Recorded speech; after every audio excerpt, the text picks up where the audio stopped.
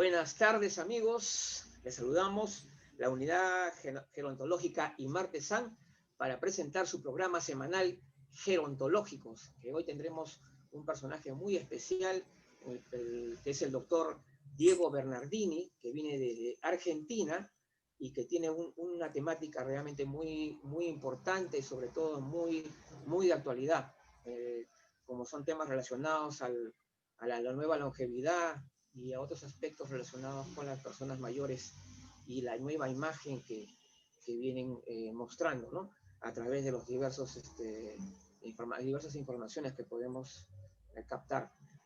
También tenemos la compañía, por supuesto, de nuestra colaboradora especial, Karen. ¿Cómo estás, Karen?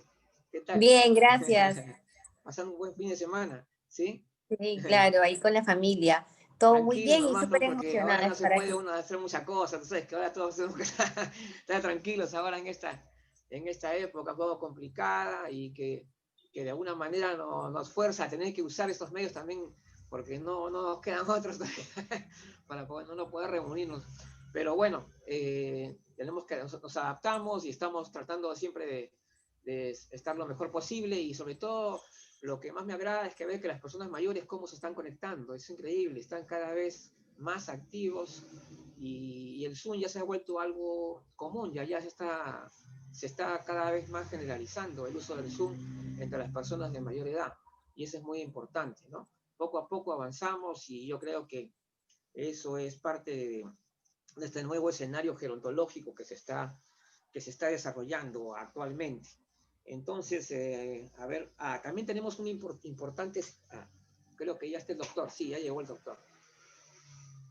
Sí. Y también tenemos una información muy importante. El próximo mes, ya saben, la Central Informativa del Adulto Mayor está celebrando su 7º aniversario y tenemos una serie de eventos muy importantes. El evento central será el día 13 de noviembre, donde yo, en el caso de director de la Central Informativa del Adulto Mayor, estaré dando la conferencia El Nuevo Mundo del Envejecimiento y las Personas Mayores, donde vamos a presentar, digamos, el escenario actual y las tendencias que se están desarrollando y sobre todo también algunas críticas constructivas, ¿no? Para impulsar unos cambios favorables en favor de las personas mayores. Entonces, bueno, ya está por aquí ya el doctor Diego Bernardini, y en cualquier momento vamos a poder estar conectados con él para iniciar la entrevista. Y vamos ya saben de que estos programas los tienen disponibles en nuestro canal de YouTube, el canal de YouTube de la Central Informativa del Adulto Mayor, así como también en los diversos espacios que tenemos en el Facebook, ¿ok? También, bueno, hay que recordar que la próxima semana también estaremos con una interesante entrevista, en este caso al comunicador social, periodista ecuatoriano, Clever Paredes, que tiene una gran experiencia con las personas mayores, tiene un programa que ya tiene muchos años muchos años ya trabajando y es verdaderamente muy interesante poder escuchar toda la experiencia con los adultos mayores del Ecuador, ¿no? Que lo vamos a poder tener en el programa siguiente. Después vamos a tener a la magíster Mercedes Rodríguez para el 3 de diciembre y también, lógicamente, bueno, me toca también a mí ser entrevistado para el 10 de diciembre, perdón, el 10 de noviembre, para justamente por el tema de ¿no? de la central informativa. ¿Cómo está, doctor? ¿Cómo está? ¿Qué tal?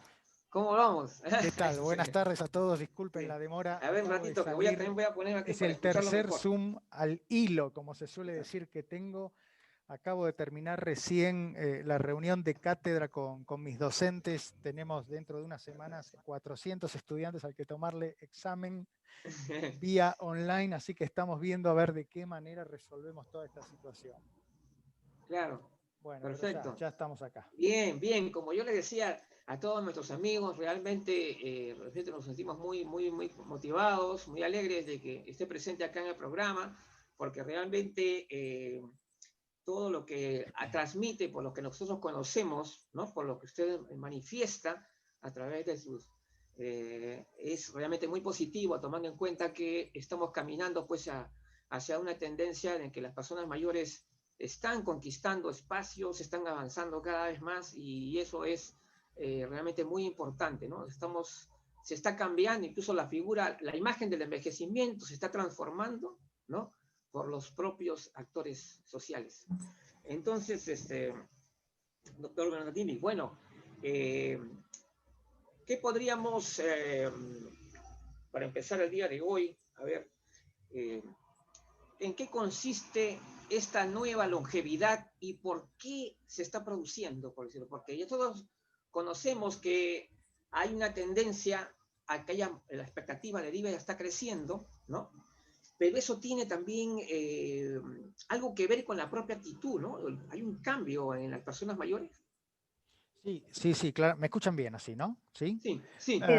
Sí, sí, claramente es un cambio que es muy interesante. Recién usted lo mencionaba, ¿no? Está cambiando, pero porque inclusive las mismas personas mayores están llevando, digamos, a transformar esta situación. O sea, de alguna manera, siempre, digamos, yo creo que han ocurrido dos cosas diferentes a lo largo de la historia. La primera es que los cambios sociales, digamos, siempre fueron más rápido que los cambios de la política pública.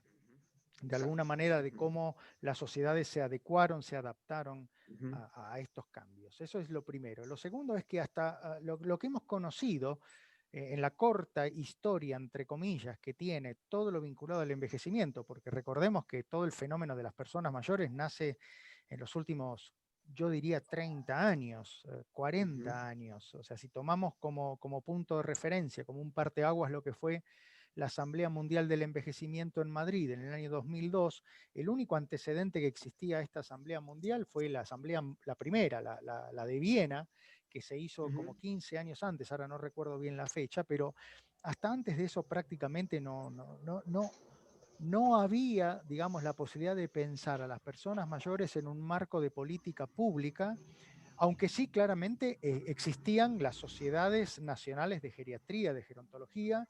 En ese sentido, claramente la británica fue la primera, en nuestra región la primera fue la de Argentina en el año 43, si mal no recuerdo, fundamentalmente ahí de la mano del doctor Roberto Kaplan, que se formó justamente en Reino Unido, en Costa Rica a través de Fernando Morales, que también se formó en Escocia, Yukio Moriguchi en Brasil, que trajo la corriente desde Japón, por lo cual, digamos, de alguna manera sacando la visión específica de la geriatría pura y dura, hablar de personas mayores a nivel de política pública es algo extremadamente reciente. Y lo que hemos visto hasta ahora, los landmarks, los ítems más fuertes, como lo que es, por ejemplo, envejecimiento activo, que fue, digamos, el documento y el posicionamiento, el marco político que surge a partir de la Asamblea en el año 2002 en la Organización Mundial de la Salud, es una aproximación, como se suele decir en inglés, top-down, de arriba hacia abajo. O sea, quien decide es el decisor, el gobernante, el director, y baja esa política, esa línea de acción a la comunidad. Y la nueva longevidad, de alguna manera, es lo opuesto, digamos, lo opuesto en el sentido, porque las dos corrientes persiguen lo mismo, que es mejorar la calidad de vida de las personas mayores, pero la diferencia es que la nueva longevidad lo que busca es un empoderamiento de la persona, es un trabajo desde las raíces hacia arriba. Y esto me parece que va de la mano de esa demanda que usted, Luigi, mencionaba al inicio, que tiene que ver con cómo las personas mayores se están haciendo presentes y deciden ser protagonistas, deciden no aceptar determinados etiquetamientos, no aceptar roles, no aceptar que se los jubile o se los invisibilice para una vida social, por lo cual me parece que en este caso es fundamental poder atender a ese cambio social que es una realidad que se está produciendo. Distinto es que no quieran o no querramos verlo, pero el cambio está y se viene. Claro que sí. Bueno, tenemos también acá la presencia de la doctora Karen Bustamante, que ella es médico geriatra y también una bien conocida especialista en el tema de antienvejecimiento. Karen, ¿tienes alguna pregunta, por favor, para el doctor? Sí, bueno, doctor, para mí es un placer en realidad estar aquí en contacto con usted y con, bueno, Luigi también, hablando de un tema tan importante y relevante en la actualidad, que cada vez tiene un ámbito demográfico mucho más amplio, ¿no? Y bueno, lo importante es que visibilicemos toda esta nueva tendencia, no solo en los adultos mayores, sino también en la población que será adulta mayor. Con suerte, muchos de nosotros vamos a ser adultos mayores y tenemos que preparar a la sociedad para que nos reciba como nosotros queremos ser tratados también. Entonces, como nosotros tratemos al adulto mayor, es como nos van a tratar a nosotros. Por lo tanto, todo da vueltas, esto es cíclico y tenemos que preparar a la sociedad. Y bueno, usted está en realidad abriendo un campo muy importante y bueno, de cierta manera beneficiando a mucha población con este nuevo concepto y difundiéndolo, ¿no? Que es tan importante. Sí, claramente. Yo me acuerdo cuando estaba en España haciendo el doctorado, mi catedrático, el doctor Juan Macías, les decía a los estudiantes: el que no sabe no aprueba geriatría, porque ustedes son los que me van a atender a mí el día de mañana en el hospital. Entonces yo no quiero que ninguno de ustedes me mate, por lo cual van a salir de acá sabiendo geriatría o no la aprueban. Y es la realidad. Yo creo que lo que vos decís, Karen, es el punto clave, es dejar de pensar, de proyectar a las personas mayores como el otro para poder pensarnos como uno mismo, porque en la tendencia, en la proyección, sabemos qué es lo que va a ocurrir, que en algún momento nos vamos a convertir en personas mayores y mejor que sea así, porque la verdad que si no nos perderíamos de muchas cosas. Exactamente, todo es un proceso y hay que romper esas barreras y ese edadismo, porque finalmente hay que tratar de tener las relaciones lo más horizontales posibles y también geriatrizar a la medicina, ¿no? Porque finalmente todos los médicos, y bueno, en este caso también los gerontólogos, que hacemos un excelente engranaje, porque mientras más profesionales de la salud estén dedicados y estén concientizados y sensibilizados con el trato al adulto mayor, mejores resultados vamos a tener. Sí, ese es un buen punto. Nosotros lo discutimos mucho volviendo al catedrático, a mi catedrático en Salamanca, ¿no? Eso lo discutíamos mucho con él, porque él tenía puesta la camiseta de él, geriatría o muerte, y yo, claro, soy médico de familia. Entonces yo le decía, le digo, mire Juan, ojalá salgan muchos geriatras de acá, pero en realidad lo que yo creo que tenemos que trabajar es que cada una de estas personas que van a ser futuros médicos y que no sabemos qué especialidad van a seguir, entiendan que la persona mayor requiere de otros tiempos, de otras habilidades, de otras destrezas, y que eso les quede grabado en el disco rígido, porque además, y esto yo me encargaba de decírselo también a mis estudiantes, a las personas mayores se las van a cruzar, aunque sean pediatras, porque va a venir la abuela con el nieto. Entonces, a la persona mayor se la van a cruzar sí o sí en el consultorio, sacando, o en el hospital, sacando alguna especialidad en sí mismo específica, pero el punto es que si no se la cruzan allí, se la van a cruzar en sus propias casas, con sus abuelos, con sus tíos o con sus padres. Entonces es muy importante que esto lo entiendan sobre todo los profesionales de la salud, porque hoy sabemos que la tendencia, así como la mayor parte de los profesionales de la salud están en un proceso muy fuerte de feminización, porque cada vez son más las mujeres que estudian carreras relacionadas al cuidado, a la salud, bueno, también hay que entender que los pacientes mayores también cada vez van a ser más y no vamos a poder esquivarlos. Cierto. Sí, es cierto, porque yo siempre cuando voy últimamente cuando he estado en las presentaciones de las nuevas generaciones de geriatras, porque yo siempre he tenido la oportunidad de poder estar en esos eventos, sí, efectivamente, las mujeres son abrumadoramente más, definitivamente, son mucho más geriatras mujeres. Y entonces, bueno, hay un tema que sí lo he visto como algo muy importante, que es un tema que es relacionado con la visión gerontológica, o sea, el modo de ver desde el punto de vista de la gerontología, y ese es uno de los puntos flacos que yo encuentro cuando hay las políticas públicas, cuando hay digamos, los funcionarios del Estado que no tienen ese tipo de visión y generalmente casi siempre sus proyectos o su mirada no pasa de cierto asistencialismo o de legalismo, por decirlo así, ¿no? O sea, es decir, ellos piensan de que todo se soluciona con hacer unas leyes de protección, unas leyes, pero que al final de cuentas las leyes, ya hemos visto que hay países que no tienen ninguna ley del adulto mayor y sin embargo en ese país se le respeta muchísimo al adulto mayor. Entonces ahí nos estamos dando cuenta que no todo es el tema de leyes, ¿no? Sino que básicamente hay un problema más. Sí, yo creo que el gran problema es que quienes están en la política pública, pongámosle en términos generales, Sí, gobernantes, tienen otras lentes, otros microscopios con el que sí, miran, y miran con otra métrica. Ellos miden en votos, miden en sí, periodos, que es lo que dura su gestión, sí, miden sí. en a ver el tamaño de la foto en la portada del diario que voy a obtener por inaugurar o por cortar tal cinta. Entonces, claro, mientras estemos con esa métrica, que es una métrica de corto plazo, es una métrica que no siempre busca el beneficio, sino que, o sea, el beneficio de la población, sino que busca el beneficio del gobernante, yo creo que ahí siempre vamos a estar con un grave problema, porque además esto atenta contra la posibilidad de proyectar, porque hoy sabemos que los cambios no se dan ni en 3 ni en 4 años. Algunos sí, pero la mayoría no, y sobre todo si hablamos de personas mayores. Entonces, esto claramente atenta con una visión de largo plazo, que es también, por otro lado, lo que caracteriza mucho de las formas de política de nuestra región, en América Latina. Entonces, sí, esto es cierto.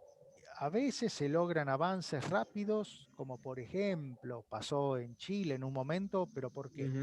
Porque la madre del expresidente Ricardo Lagos necesitó de un geriatra, el geriatra que fue Pedro Paulo Marín, una gran figura de la geriatría chilena, bueno, pudo interceder y de repente logró apoyo gubernamental para acciones que él pudo implementar desde la universidad, como por ejemplo un centro de colaborador con la Organización Mundial de la Salud en geriatría. Pero claro, ese financiamiento se cortó con la gestión del presidente Lagos y ese centro colaborador desapareció. Y así un montón de cosas que podemos ir sabiendo, por lo menos los que ya tenemos bastante tiempo en este tema, ¿no? Pero Claro. ese es el problema que tenemos con los políticos. Y además también a mí me parece que hay una realidad muy clara, que de alguna manera la pandemia nos lo puso bien clarito sobre la mesa, que es la gran crisis de liderazgo que tenemos, ¿no? O sea, me parece que las clases políticas de nuestra región están dejando mucho que desear, sean de la Exacto. inclinación política que sean, Sí, ¿no? De sí, derecha, de sí, sí, izquierda. sí. Eso está clarísimo.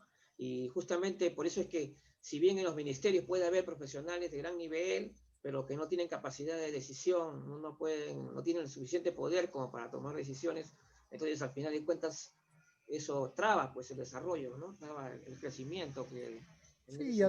y además muchas veces ocurre el divorcio en el sentido que Secretaría o Dirección Nacional de Adultos Mayores depende de desarrollo social, de Ajá, protección social, claro. y salud, que está muy vinculado, va por otro lado. Y así lo que genera es una atomización de Ujú. esfuerzos desarticulados, donde de repente hay dos programas para lo mismo que no se conocen o que no se hablan entre sí. Claro. Este es el pan de cada día. Esto, por lo menos a los que nos ha tocado en algún momento estar en alguna función o en alguna responsabilidad en un ministerio o interactuar con ellos, lo hemos visto. Ujú. Karen, ¿alguna pregunta? Sí, bueno, lamentablemente la burocracia y la falta de procesos eficientes condiciona que sea así, pero lo que se tendría que hacer es simplemente adaptar y en todos los medios o ámbitos posibles, incluir a esta etapa como la parte del proceso que es, ¿no? Bueno, doctor, y yo quería también que de repente nosotros como agentes de cambios lo que tendríamos que hacer también es educar a la sociedad, ¿no? Ajá, de hecho. Para empoderar al adulto mayor y a aceptar, y porque son fuente de conocimiento, de información, de cultura tan valiosa, tan rica, que muchas veces se está perdiendo todo ese valor que pueden seguir transmitiendo y que son capaces de seguir ejerciendo los adultos mayores. Sí, claramente. El otro día, no recuerdo quién me preguntaba, creo que fue en una entrevista o en algún lugar de estos, me preguntaban, bueno, ¿por dónde empezar con las personas mayores? Yo creo que lo que primero hay que hacer es empezar a escucharlos. O sea, claramente Exacto. es como cuando, Karen, cuando un paciente llega a nuestro consultorio, ¿qué hacemos? Le decimos, ¿qué tal? Buen día, ¿en qué puedo ayudarlo? Y lo dejamos hablar. Y ahí nos da un montón de elementos, donde después podremos decir, mire, la verdad de esto yo no sé nada, lo derivo a tal lugar o quizás yo puedo ayudarlo. Pero en el caso de las personas mayores, y vuelvo a esto, en la pandemia, no se los ha escuchado. O sea, se los ha metido en la casa, se los ha confinado bajo el pretexto de cuidarlos. Está bien, eso puede surtir un efecto un determinado tiempo, unas determinadas semanas, pero no pueden estar viviendo en la casa muriéndose de depresión, de tristeza, porque pierden el estímulo para la rehabilitación, para el deterioro cognitivo, para la depresión, digamos, afectiva de no poder abrazar. A ver, eso es así, entonces me parece que lo primero que hay que hacer es escucharlos y después participarlos de las decisiones. No se los participa de las decisiones. Y me parece que Eso. son personas que tienen los mismos derechos que nosotros, que tienen la misma dignidad que nosotros, que tienen más experiencia y saben muy bien de qué se trata el riesgo de vivir. Y me parece que si a nosotros nos preguntaran qué nos gustaría cuando tuviésemos 80 años, es que nos dejen ser lo que somos y lo que hemos sido toda la vida. Entre ellas cosas, que nos escuchen y nos den la posibilidad de decidir. Muy bien. Doctor, también hay un tema muy interesante que se refiere a la tendencia, justamente un poquito como eh, hay un libro que usted ha escrito, ¿no? Que se llama La otra mitad, ¿no? Si no me La equivoco. segunda mitad, Ya. sí. La La segunda segunda mitad. mitad, pero la segunda mitad. Esa Acá. es, ese es el libro, la segunda mitad. Este libro nos habla de que a partir de los 50 años, con esa tendencia que hay ahora hacia la longevidad, eh, significa que, o sea, los 50 años son vistos como que es la mitad, estamos llegando a la mitad de la vida. Disculpen. Arden las líneas.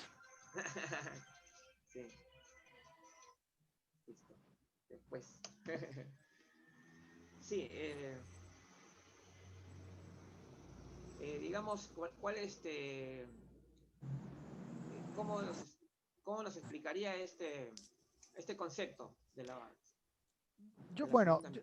sí, a mí, yo lo primero es que la verdad estoy muy en contra de todos esos etiquetamientos que hay, ¿no? Claro, De sí, Viegenials, Tsunami, bueno, mejor, todas las que sí, ustedes ya lo excelente. saben. Porque Claro. los etiquetamientos de alguna manera separan, limitan, Ujú. ¿no? Compartimentalizan, y la realidad es que el curso de vida es una continuidad. Yo hablo ahí Exacto. de los 50 porque es una cuestión simbólica. Ajá. Desde lo Ujú. cuantitativo uno piensa y dice, wow, ya tengo medio siglo de vida, ¿no? Wow, esto es Claro. pesado, es fuerte. Encima la sociedad te dice, sos un cincuentón, sos una cincuentona. Eh, y después, por otro lado, porque eh, también hay una cuestión que tiene que ver con, por ejemplo, líneas de investigación, ¿no? Donde ya se empieza a hablar de la inmortalidad, de la expectativa de vida, de cuánto vamos a vivir. Yo no sé cuánto vamos a vivir, y la realidad para Claro, mí es que eso es futurología. Lo que sí claro. está en claro es que prácticamente la mayoría de nosotros hemos o van a atravesar los 50 años. Esa es la realidad. Ujú. Y después tiene que ver con otra cuestión que es digamos, parte del acervo cualitativo de uno. Yo recuerdo cuando tenía cerca de 30 años que venían pacientes al consultorio y más o menos la razón, el motivo, lo que se llama la queja clínica o el motivo de consulta era, mirá Diego, no soy joven porque no tengo 30 años, pero tampoco me considero un viejo. O sea, estoy por cumplir 50 o tengo 52 y la verdad ya siento cambios en mi cuerpo, ¿no? Y yo creo que a los que ya pasamos los 50 o anduvimos por ahí mucho tiempo antes, ya nos dijeron en el transporte público, señor, se baja. Y uno dice, wow, ¿cuándo me convertí en señor? ¿O cuándo me convertí en señora? ¿No? Que este mocoso me está diciendo si bajo. Entonces, Claro, sí. yo creo que ese momento es un momento muy simbólico. Quizás antes se lo relacionaba con la crisis de la mediana edad, que en la mujer suele estar más cerca de los 40, 45, en el hombre 45, 50. Igualmente está vinculado a dos aspectos diferentes. En la mujer tiene una impronta más fuerte la parte afectiva, vincular, la familia, los hijos, mientras que en el hombre tiene una cosa más fuerte, el trabajo como organizador. Y eso pegaba muy fuerte, inclusive se habla de que el Dante podría haberla vivido cerca de los 37 años, e inclusive hay investigaciones que muestran que ya en la época de los egipcios se hablaba de determinados cambios emocionales que tenían que ver con llegar a lo que en ese momento era la mediana edad, aunque por supuesto era mucho, mucho antes, ¿no? Y la realidad es que hoy los estudios están mostrando que ya no se la vive como una crisis, considerando como crisis el concepto de que se afectan todas las dimensiones de la vida de manera repentina y que nos sacude, nos mueve el tablero. Ya muy poca gente en los estudios lo relacionan a una crisis, y además algo muy curioso y que a mí me parece bastante relevante, que también el porcentaje de personas que lo relacionan con envejecer es apenas del 15-18% en los estudios. Entonces, claramente las cosas están cambiando. Sin embargo, aquellos que tienen la posibilidad de tener un trabajo de dependencia continua y demás, siguen siendo jubilados a los 62 años, a los 65. ¿No? Claro. Y volvemos a esta cosa de cómo la sociedad tarda en acomodarse a los cambios. Sí, sí, Hoy una persona de 60 es muy joven. Porque hay un tema que es el de las generalizaciones, que yo percibo constantemente a la hora de revisar informaciones, artículos. Me encuentro con artículos que son escritos para los adultos mayores, o sea, como etiquetando a un bloque de personas, ¿no? Es como si, caramba, como si todos los adultos mayores fueran iguales, como si las condiciones de vida o la edad, ¿no? Siendo un grupo tan heterogéneo que todavía yo noto no se está comunicando adecuadamente la heterogeneidad del envejecimiento. Percibo que no se está comunicando bien, y no lo digo desde el punto de vista de un periodista, de un comunicador, porque yo leo también artículos de médicos, de personas que hacen recomendaciones, pero las recomendaciones resultan ser muy generales, tomando en cuenta que ellos hablan de los adultos mayores en general y no te dicen adultos mayores, pero ¿qué adultos mayores? De que con patología, o sea, no te dicen. Ese es el tema que también se ve mucho, ¿no? Es que justamente estaba buscando recién en el teléfono una noticia que salió esta semana, ya. que salió en España, en el Huffington Post, que es un diario online de los más importantes del mundo, y el titular es: me acuesto con un hombre de 30 años mayor que yo. Punto. Así es el sexo geriátrico. ¿Qué es el sexo geriátrico? O sea, uno ve el titular y dice, bueno, este titular ya es edadista, ya muestra ignorancia, ya muestra que ese comunicador no entiende de las cosas, pero está bien, yo puedo entender que en un titular lo que se busca es vender y enganchar al lector, pero si seguimos así, ¿qué es el sexo geriátrico? O sea, a mí me parece que no vamos bien, ¿no? No, pues, definitivamente. Y por eso, a mí lo que veo, como digo, preocupante, es de que parece mentira, estamos como el perro que se muerde la cola, ¿no? O sea, decimos una cosa de una forma y de otra nos contradecimos. ¿Por qué? Porque es como las personas que muchas veces manifiestan algo de palabra, pero de repente lo quieren graficar mediante un dibujo sobre un eslogan, y eso dice lo contrario, es decir, aparece un estereotipo ahí, ¿no? Cuando en realidad estamos hablando contra los estereotipos y estamos utilizando un estereotipo. O sea, eso se está viendo a cada rato, constantemente, lo veo.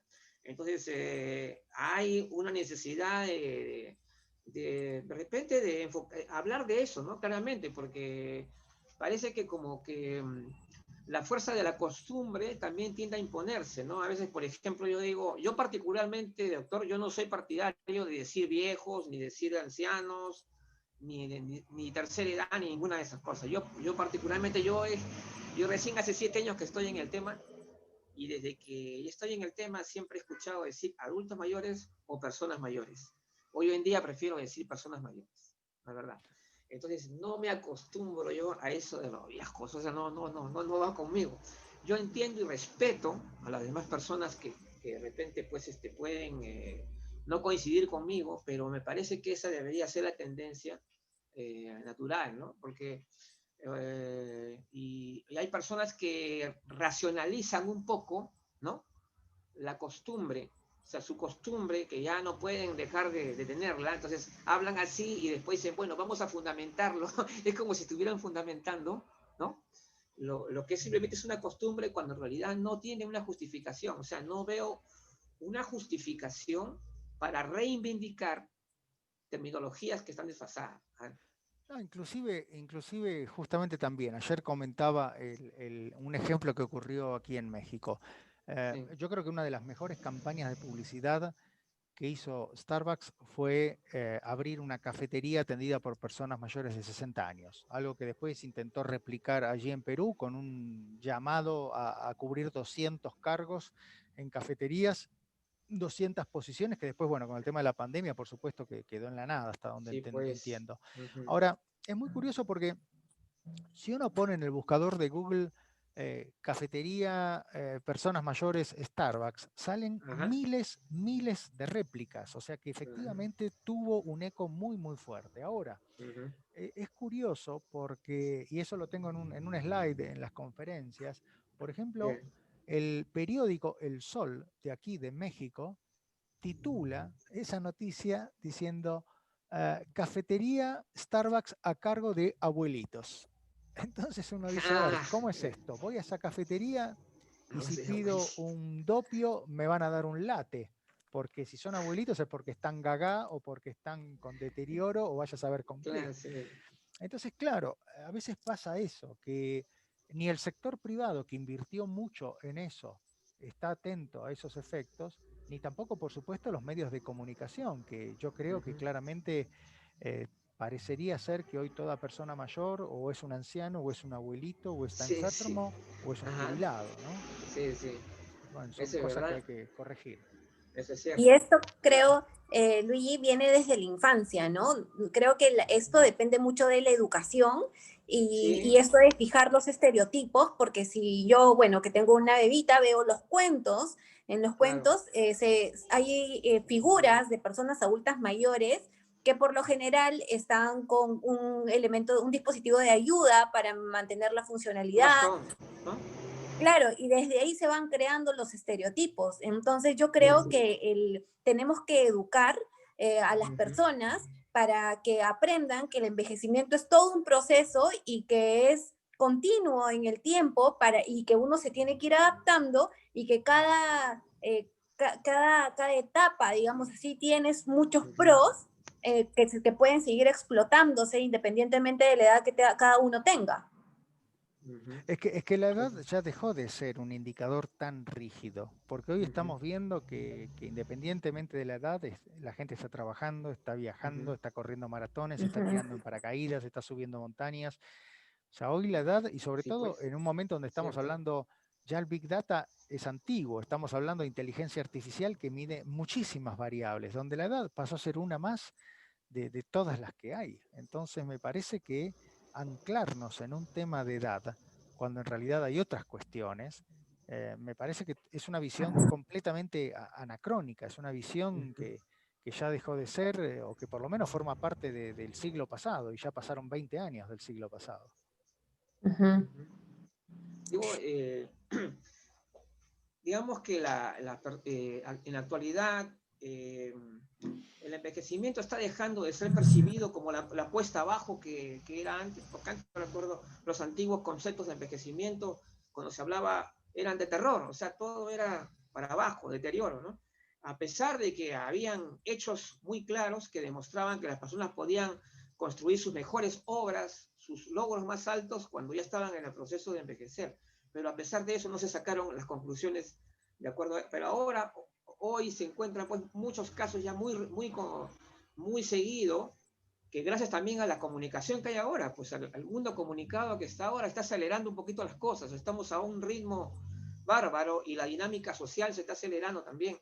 Entonces, lo que yo veo es que digamos que las personas, hay estudios, digamos, sobre los casos especiales. Hay casos de envejecimiento que son, digamos, sobresalientes o que la gente califica como extraordinarios, por decirlo así, ¿no? Donde se dan casos en que parece que la persona estuviera detenido en el tiempo, parece que tuviera repuntes de su vitalidad y cosas así pero cuando uno va a ver informaciones y hablar sobre envejecimiento, a pesar de todo, siempre está encontrando cosas más bien negativas, ¿no? O sea, en lugar de positivas.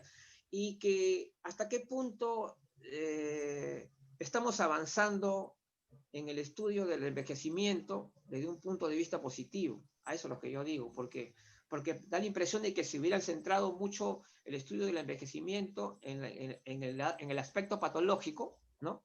Pero no en ese aspecto triunfal. O sea, ¿por qué de repente a estas personas que son muy exitosas a dedicar un estudio más profundo y de repente podríamos encontrar también algunas claves? ¿Qué se podría decir al respecto?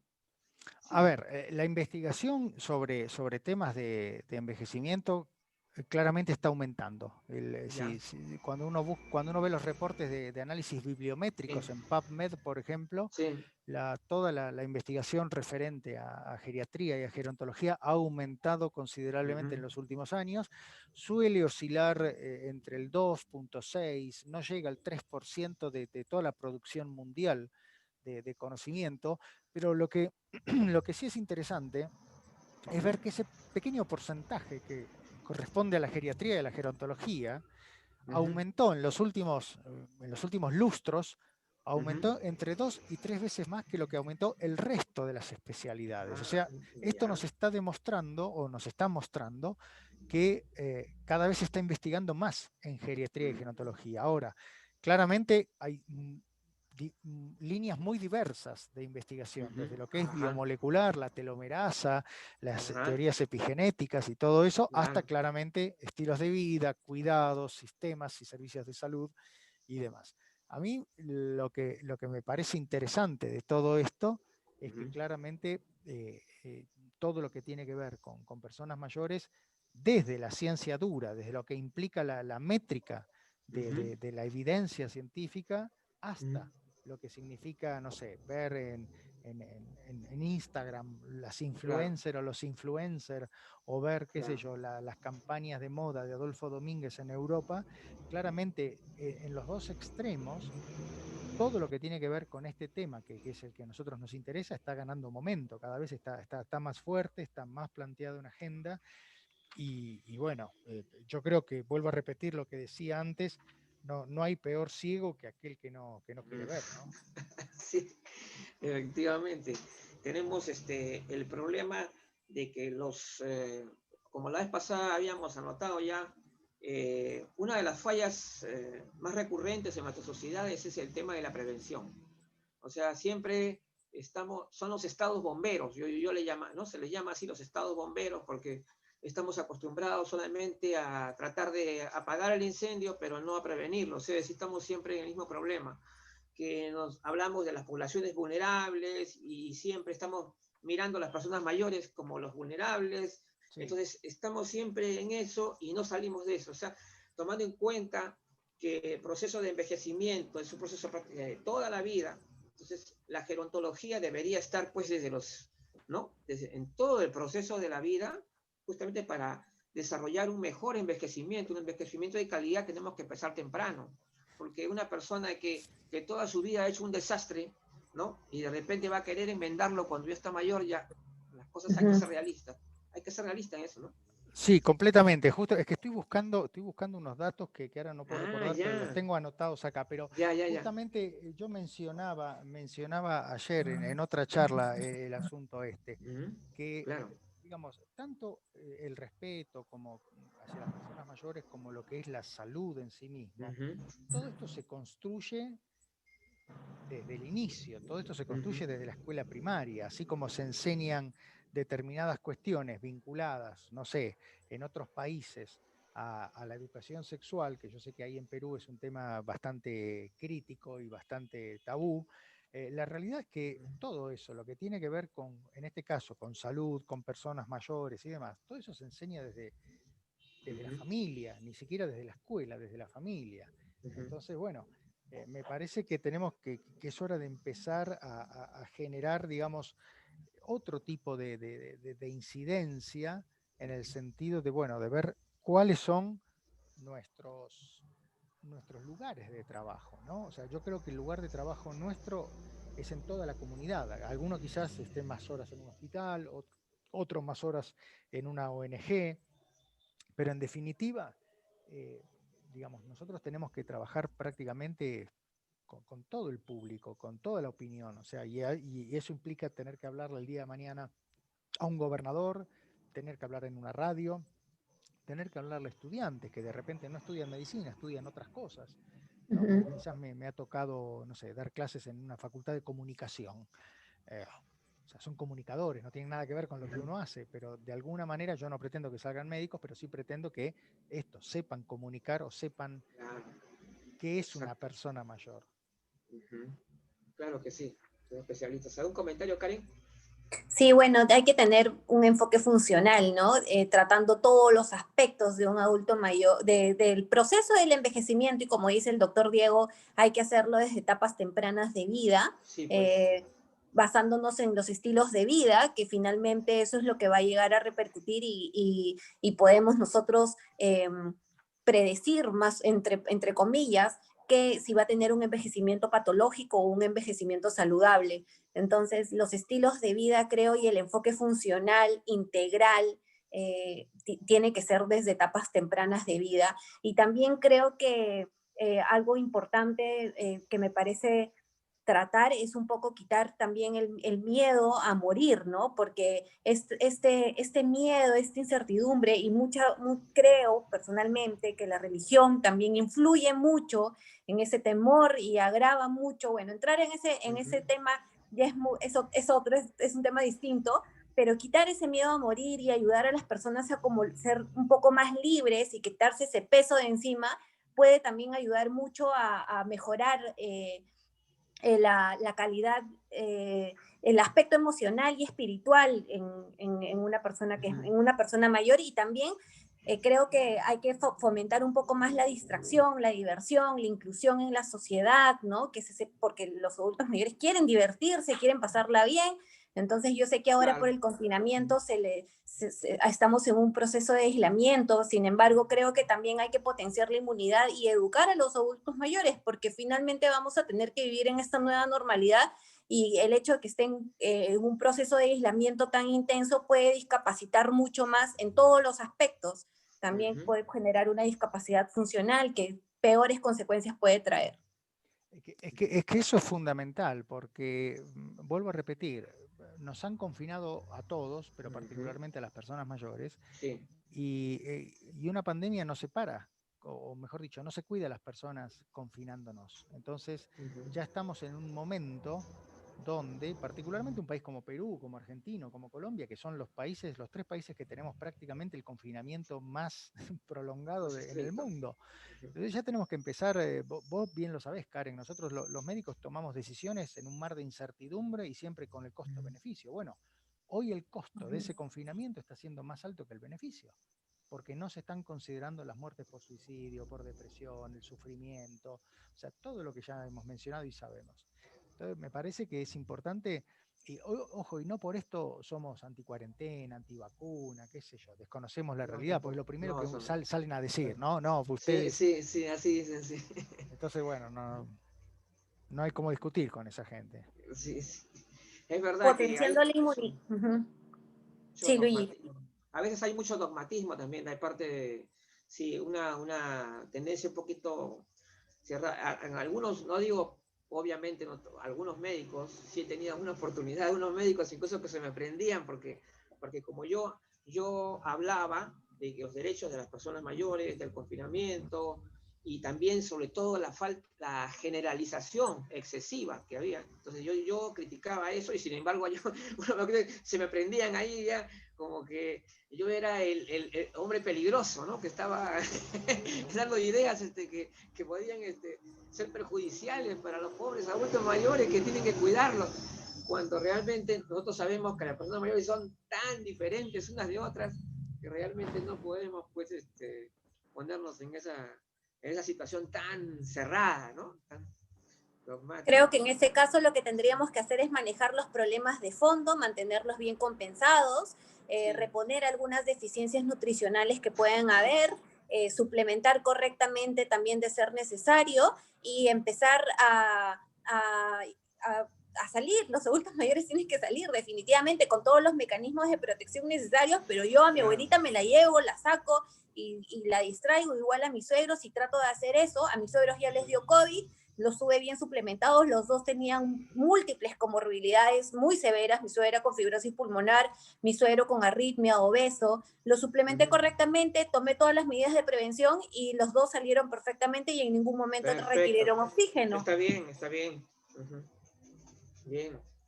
Entonces, bueno, entonces, entonces estamos llegando a la conclusión de que definitivamente no se ha trabajado bien el tema de la pandemia y realmente las personas mayores han sufrido más de la cuenta, ¿no? Yo diría, porque si bien en un momento dado todos estuvimos en cuarentena, pero al final se quedaron ellos, ¿no? O sea, en los últimos meses solamente eran ellos, nada más.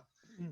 Entonces cuando nosotros tenemos que decir la verdad acerca de lo que ocurre y decir pues que así como hay personas mayores que hay que cuidar, ¿por qué? Porque son personas mayores con patologías, con dependencias, también hay personas mayores que son muy independientes, están muy sanos, muy fuertes, y decirle que no salgan a la calle, por favor, no sé, parece no sé qué cosa decirle a una persona como ellos que no salga a la calle, o sea, es increíble, ¿no? Entonces, como digo, tenemos que replantearnos también nuestra imagen que tenemos del envejecimiento. O sea, tenemos una imagen del envejecimiento muchas veces. Hay muchas personas que todavía parece que no estuvieran viviendo, ¿no? Los hechos actuales, parece que estuvieran desactualizados, o sea, como si no estuvieran en el día a día, ¿no? Y hoy en día, por ejemplo, he llegado a la conclusión de que estamos en una dinámica, ¿no? De cambios tan acelerados que requieren nuestra mirada constantemente. O sea, tenemos que estar permanentemente bien informados, porque si no, lo desactualizamos. Y aquí no es cuestión de que la academia diga, no, que me voy a meter un curso de actualización. No, eso no te va a servir. Porque tienes que estar al tanto de los hechos y poder interpretarlos adecuadamente, lo que está ocurriendo. Entonces, yo veo personas que todavía ven la realidad como si fuera un proceso estanco, ¿no? Como decir, estas cosas son así, dice. Ya no podemos ni siquiera hablar así. Tenemos que decir cosas que están en proceso, cosas que se están dando, ¿no? Que están andando. Pero ya no podemos decir, esto es así, porque es así. Estamos en una época así No, y muy además, diferente. además cuando estamos viendo prácticamente Sí. en tiempo real Uh lo -huh. que está sucediendo en otros escenarios epidemiológicos que nos antecedieron, porque Uh nosotros hoy -huh. estamos viendo los nuevos rebrotes que hay en Europa, Claro. estamos viendo lo que está pasando o cómo se está gestionando en Asia para que esto no ocurra. Entonces, Uh bueno, -huh. me parece que de alguna manera es como se suele decir, en esos escenarios nosotros tenemos el diario del lunes, ¿no? O sea, Uh estamos viendo -huh. las noticias que después se nos van a venir a nosotros. Y esto es real, porque cuando comenzó la pandemia, pensar un escenario de pandemia en América Latina era algo terrible. O sea, a ver, sabíamos lo que se venía. Yo Uh esto lo -huh. escribí el 17 de marzo. Uh Y -huh. la realidad es que hoy, entre los 10 países con mayor número de contagios y con mayor número de muertos, hay 5 de nuestra región. Uh -huh. Entonces, a ver, tenemos México, tenemos Brasil, tenemos a Perú, tenemos a Colombia y tenemos a Argentina. Y Uh ahí -huh. nomás por detrás viene Chile. Entonces, Uh tan -huh. equivocados no estábamos. Uh El -huh. asunto es, ¿qué pasó con los que tenían que tomar decisiones? No se tomaron las medidas a tiempo de las cosas que ya se veían venir definitivamente. Bueno, entonces vamos analizando, a ver qué dicen ustedes. Ya, muy bien. Entonces, estamos analizando, llegamos a la conclusión de que es necesario estar bien actualizado de todos los hechos, dar una interpretación adecuada y ahí ya estamos viendo lo que está pasando, pues los errores que se han cometido a nivel del Estado y las decisiones políticas que prácticamente no han sido las más acertadas. yo diría que, a ver, como podríamos hacer la última pregunta que le haría de tipo ya más estrictamente profesional, digamos así, al doctor Bernardini, ¿qué, ¿qué es lo que, cómo digamos, podemos impulsar un poco más ese desarrollo positivo de las personas mayores? Porque noto que, por ejemplo, las personas mayores se ha gestado una dinámica que tiene su dinámica propia, es decir, no hay una política pública que haya favorecido ese crecimiento, esa tendencia en general, sino que noto que está saliendo de las mismas personas mayores, se ha creado su propia dinámica, eso es lo que estoy viendo. Es que pensemos un Sí, poco, a ver, ¿quiénes sí. serían los organismos o las instituciones que deberían crear rectoría en este tipo de Ujú, políticas? Son claro, los gobiernos locales, los gobiernos claro. nacionales, que tienen en general otras prioridades. En este sentido, recuerdo un artículo de un número que salió hace 10 años por lo menos, 10 años por lo menos, fue un número extraordinario de la Revista Mexicana de Salud Pública, que es una revista muy Ujú, interesante, que está indexada, donde hacía una evaluación de los distintos sistemas de salud de los países de nuestra región. Y en el caso de Perú, hablaba de la necesidad de acondicionar, de adaptar ese sistema de salud para la demanda que iba a implicar una transición demográfica acelerada de las personas ujú, mayores, que por supuesto todos sabemos que no se hizo no solo en Perú, ujú, sino que no se claro, hizo en muchos claro, sí, países. sí, es Y cierto. después, por otro lado, tenemos determinadas instituciones, pero que también tienen otras prioridades. Por Ujú, ejemplo, la OPS. La OPS hoy no tiene un asesor regional en ujú, envejecimiento, no tiene financiamiento, tiene otras líneas estratégicas, independientemente de que hoy estemos viviendo una situación de contingencia. Pero, ¿qué otra institución, digamos, a nivel regional debería o podría implicarse en esto? Inclusive hasta la sociedad civil. Cuando a mí me tocó trabajar en el ILC, el International Longevity Center de Río de Janeiro, que lidera Alexandre Calache en su momento, bueno, que ahora ya cambió completamente porque ujú, hubo problemas de financiamiento y prácticamente se desarmó esa institución.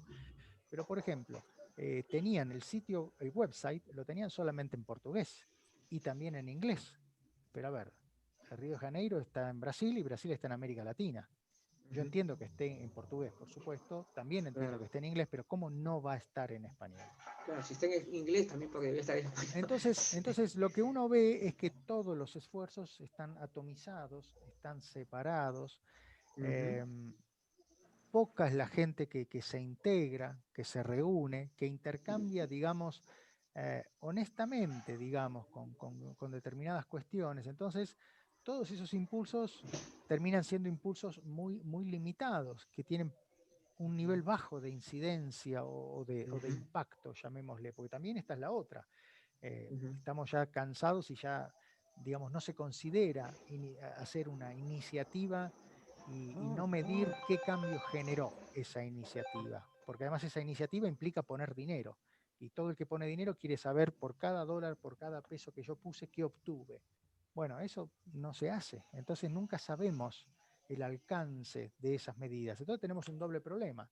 Tenemos que no existen instituciones adecuadas para poder generar este tipo de política pública y no tenemos, cuando existen, esa medición de impacto, esa evaluación de lo que realmente Ajá, se hizo. Entonces, eso sí. es un problema que es muy complejo de resolver, y Sí, más en sí, una situación como sí, la que estamos ahora. peor, sí, sí, tiene razón. Muy bien, tu comentario final, por favor, Karen, porque ya estamos llegando ya al momento final. Sí. Bueno, excelente estar en contacto con usted, doctor Bernardini. En realidad ha sido todo un privilegio para mí. Y bueno, siempre la promoción y la prevención sigue siendo la clave, ¿no? La promoción de la Sí. salud, la prevención desde etapas tempranas de vida, educar a la población también es súper importante. Más que creo que aislar al adulto mayor, hay que potenciar su inmunidad y también educarlo para que él mismo se sepa proteger y empoderar con Exacto. respecto a su salud, porque cada Ujú, uno es responsable de su salud y cada uno tiene que claro. saber que la prevención es la clave en todos los aspectos, ¿no? Entonces, muchas gracias, doctor. lo felicito por la labor que está haciendo en cuanto a la promoción de toda esta nueva longevidad, de la segunda mitad, la longevidad actual. Así que, bueno, un éxito y siga adelante y muchas gracias. Bueno, y ahora la última pregunta, justamente porque el doctor Diego Bernardini, aparte de doctor, es una persona que también tiene, pues, seguramente su gusto por la música, algo, ¿qué cosa nos puede referir? A ver, un poco de sus otras aficiones, otras facetas de doctor Bernardini. Bueno, lo que intento o lo que me ayuda, digamos, a mantener un poco así el equilibrio, la mente despejada es salir a correr. Eso intento hacerlo todos los días. Y después sí, efectivamente creo que el momento de meterme en la cocina a la noche a tratar de inventar algo para la familia es otro momento así de relax y de recreación, llamémosle. Sí, son esos dos momentos. Qué bien, qué bien, qué bien. Bueno, eso, lo importante es que estamos todos en la misma orientación positiva, orientación gerontológica, y que tenemos que seguir trabajando unidos. Yo creo que nuestros países tienen problemas comunes que resolver, y yo creo que en un contexto latinoamericano es excelente. Por eso estamos trabajando con la Central Informativa del Adulto Mayor para también poder acercar un poquito más las ideas y intercambiar información. Muchísimas gracias por su participación, doctor Diego Bernardini. Creo que ha sido muy grato y muy interesante, sobre todo, esta información. Y bueno, lo agradecemos. Me parece que Marco Antonio quiere hacer una pregunta, ¿puede ser? A ver, sí, por supuesto, Marco Antonio. A ver, buenas tardes. Felicitarlos a los doctores, a la doctora Karen, al doctor Diego, a ti Luis, por la preocupación que se tiene en estos momentos en el Perú, ya que la verdad es, como dice la doctora, nos falta prevención, nos falta mucha prevención, mucha ayuda al adulto mayor. Aquí en el Perú nos faltan las políticas públicas y todo. Y agradecerles por estas charlas que deben ser más frecuentes para los adultos mayores. Yo quisiera terminar nomás felicitándolos a los dos y con unas palabras que termina el doctor Diego en su libro. Dice, la nueva longevidad no es vivir más, sino vivir mejor, vivir diferente, vivir plenos, partícipes e íntegros, y mucho de ello depende de nuestro estilo de vida, nuestros proyectos y nuestra salud. Excelente. Gracias. Gracias a usted, Marco Antonio. Gracias, Marco Antonio. Gracias. Bueno, vamos entonces a los últimos minutos del programa para recordarles los próximos eventos que vamos a realizar. El próximo martes estará con nosotros el periodista ecuatoriano Clever Paredes, de una gran experiencia al frente de Palabra Mayor, que es una institución allá en el Ecuador. También vamos a tener, y ya se sabe que el próximo mes es el mes de aniversario de la Central Informativa del Adulto Mayor, el 3 de diciembre y el 10 de diciembre, perdón, el 3 de noviembre, el 10 de noviembre vamos a tener entrevistas con nosotros, porque nosotros prácticamente, Karen, tú vas a entrevistar a mí el 10 de noviembre. Después tenemos el 13 de noviembre, el evento que se llama el nuevo mundo del envejecimiento y las personas mayores, en una conferencia que está a mi cargo esta vez, y que justamente esta conferencia va a dar a conocer justamente el nuevo escenario gerontológico, las tendencias actuales, hacia dónde vamos, y también realizar las correspondientes críticas constructivas para poder trabajar mejor. Vamos a contar también con un panel muy importante. Y bueno, están todos invitados, ya saben, es el día 13 de noviembre desde las 4 de la tarde. Entonces, mis amigos, muchas gracias por su participación. Hasta el próximo programa gerontológico. Hoy hemos tenido un excelente personaje gerontológico de la semana, en el doctor Diego Bernardini. Entonces, bueno, no me queda decirles más que hasta la próxima semana. Gracias. Gracias, doctor. Gracias. Hasta luego. Amable, gracias. Hasta luego. Gracias, doctor. Hasta luego. Gracias.